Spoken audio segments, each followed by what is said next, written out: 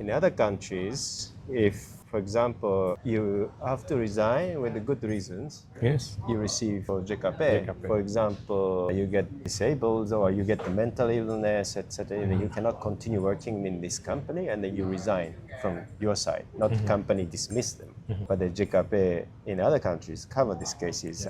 This kind of definition is not in the regulation in Indonesia yet.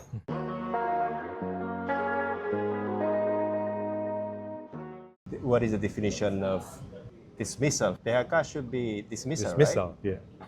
But what is dismissal? Do people really understand this? For example, no? I don't know. Do you understand? That's another My understanding issue. is like when you are dismissed before your contract ends, Yeah. before the agreement between you and your employers. Yeah. In the case of PKW PT, they don't have like 1 year or 2 year contract, No. right? And then if they still want It's to not- pay, but the employers say, no, we cannot employ you anymore, that's PHK. That's my understanding. Yeah. There are so many reasons for dismissal. If you look at the law, you lose your job before expiration of your contract. But it's actually, the law doesn't say that. The law says, these are the reasons for dismissal. Criminal act and things like that. And the case is more difficult if the company filed for bankruptcy. If I remember correctly, the law mentioned that workers' wages or pesangon of those who are laid off or lose their job should be paid first. It's the priority to be paid for by the companies. If I remember correctly, back then, so the government reduced the obligation for pesangon. Maximum now it's only 9 times salary. It depends on how long you work and also the reason of your PHK. Before it's more than that. 20 something. So it's reduced quite a lot. So it's covered by JKP.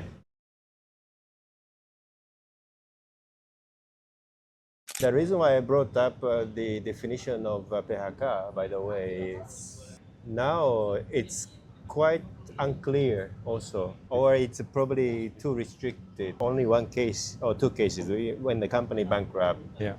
and companies tell employee to leave the company, basically, right? That's They have to pay pesangon. dismissal, and then JKP covers. Yeah.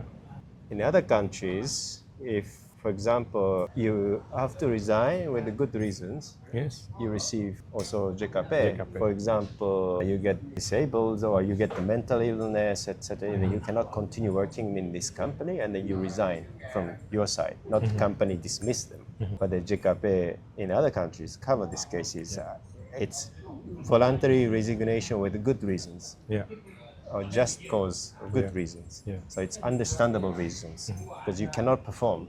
And you tell employer, you don't have to pay my salary anymore, I will leave, and then I will focus on medical treatment. And then this person can still receive cash benefit from JKP and then other supports, right? Yeah. Vocational training, Yeah.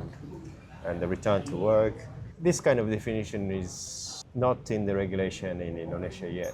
And also forced resignation.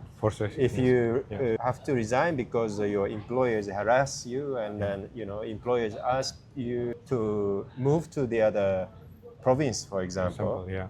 And also if your employer offered a much lower salary, you cannot stay in the company because you didn't expect that huge salary cut. Yeah. You cannot pay the loan back to the bank. example. So these kind of cases can be also paid Yes.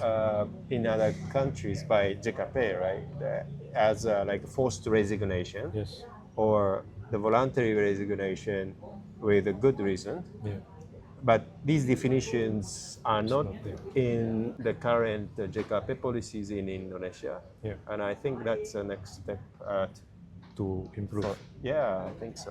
Yes, So agree. not only PHK. Yeah, agree. What is the definition of involuntary termination of contract? Or is it voluntary termination of contract? Or voluntary termination of contract with good reason or without good reasons? Yeah.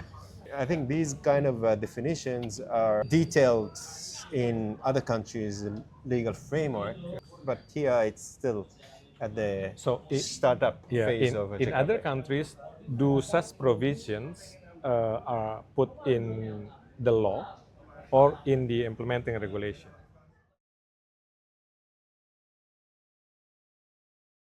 I think it depends on country, really. Or just different, yeah, also, yeah. Yeah. Except, okay. But the law is much more detailed than Indonesia and any other countries. The law. Okay. Indonesian law doesn't stipulate any details in Yeah. JKP policy design. For example, like the rights, right? What they are, what rights they have, like level of benefits, for example, is not put in the law. Yeah. While in other countries, it's in the law.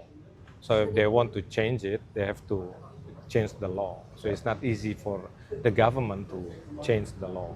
You know, the level of benefits, the duration, for example, and the other benefits, like if in case of JKP, like the counseling and then the training, is not easy.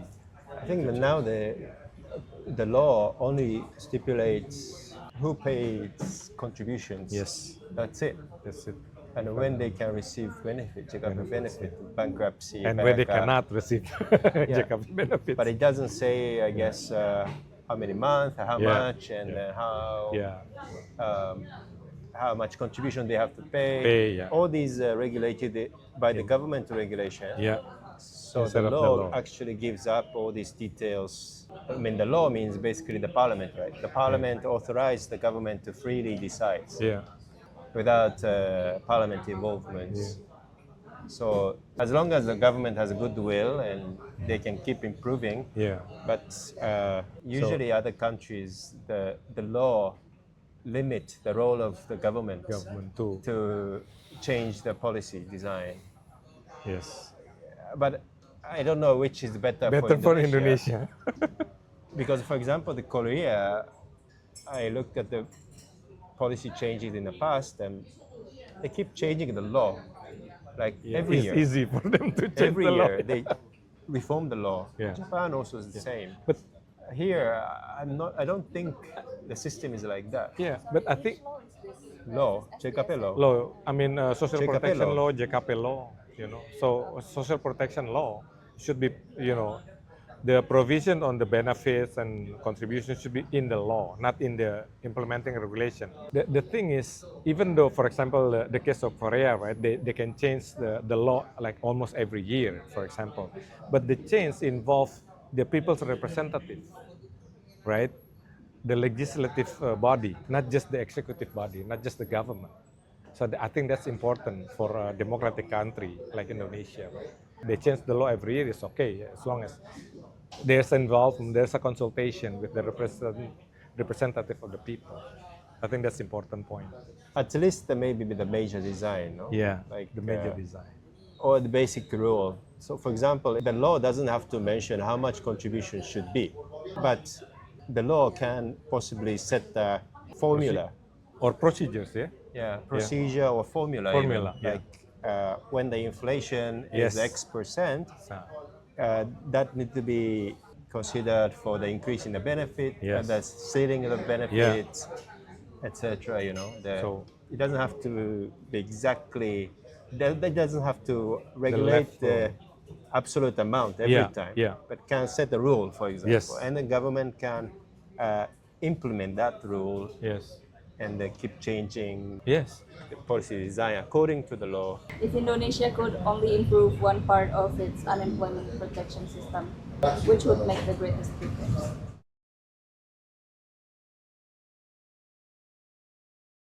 To me, 50,000 claims are too small every month, in my view. People who apply and are accepted, 50,000 is too small. The number of unemployed population is like 6 million, and half of them are first-time job seekers, so we exclude them from the denominator. But still, like 50,000 divided by 3 million, it's too small. But I guess most people actually resign and become unemployed. So I cannot really blame the implementation at all. But for example, if the policy removes the restrictions for 5-year contribution requirement for the second and third claim, and they remove the 3-year, three times limits to claim the benefits, it may slightly improve, no? Also, to accept the expiration of PKWT contract, Yeah. that will drastically improve the number of claims among those 3 million workers who lost job, in my view, because many people may become unemployed due to expiration of fixed-term contract, Yeah, PKWT, and then they wanted to probably continue working, but the employer said, no, we don't have a budget, and they renew your contract. They lose job. The other country accept this, but here it doesn't accept it. So the major reason for unemployment is not covered by JKP now. I think that by fixing these two parameters, the number of claims may go up at least from 50,000.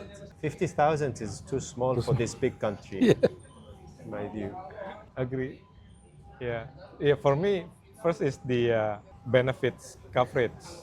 To include expiration of contract or short-term contract or fixed-term contract as beneficiaries of the JKP would improve. If we have to mention just one, Same. yeah, I think that's the What main about one, the second? priority. For me, is the membership coverage. So not it should be extended to all wage earners, from micro to large companies, Micro enterprise, no? micro enterprises Voluntary and now. large. Yeah. So it's mandatory for all. But many people say micro enterprise cannot afford to pay contribution. Yeah. But they don't pay contribution. That's another thing. But micro enterprise, how many people do they employ usually? Like 10, 5, no? Yeah. And the contribution rate, how much is it? 0. 0.338, no. That's including the government portion. Okay, so 22? 0.22, no? 22, yeah. 0.22, of the Yeah. salaries. So that means like if the micro enterprise pay 3 million minimum wage, Yes. it's already good though. 3 million rupiah and then multiply by 0.22, which is how much? Can you calculate? Like my brain stopped working. 6,000 rupiah per month. This for each worker. So if they hire five employee, Yeah. it's still like a 33,000 rupiah. So I'm not really sure if the affordability of micro enterprise is a big issue. If we think about talking about 33,000, you can just sell one, one Coffee. maybe one mie ayam and then one Este. este plus some like tempe stuff, Yeah. and then it goes up to 33,000 Yeah. in Jakarta. So I'm not sure if this is the real fundamental issue to prevent. Providing such protection. I'm not sure. Yes, agree.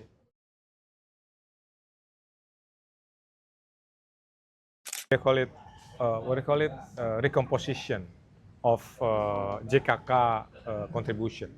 So actually, the workers and employers does not pay contribution. Do not pay for JKP. So they took it from the contribution of JKK, and JKK is basically contribution from employers. So 0.22% is reallocated from JKK contribution to JKP. When they pay JKK contribution to BPJS, their contribution is split into two and deposited to JKK account and then JKP account. Yeah. So actually, their contribution is discounted. Yeah.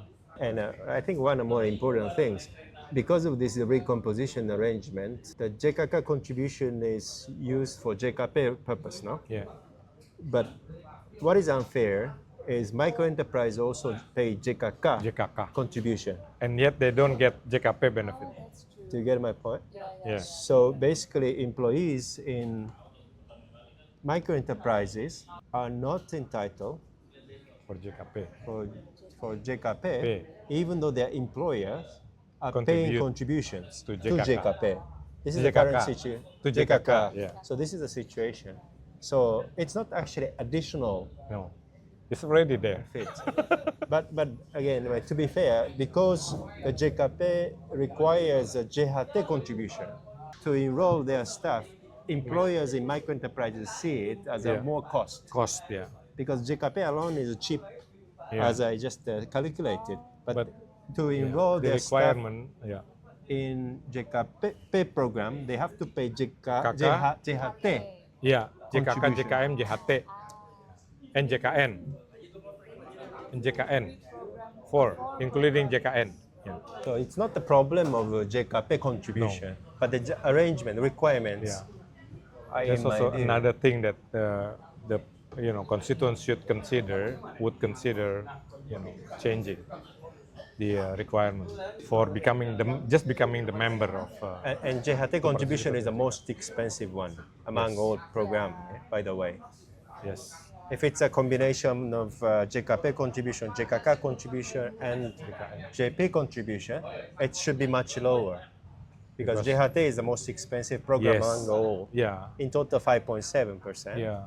I don't know if it's an ideal combination. If you want JKP, you must pay JHT. This is the Yeah. logic now. No.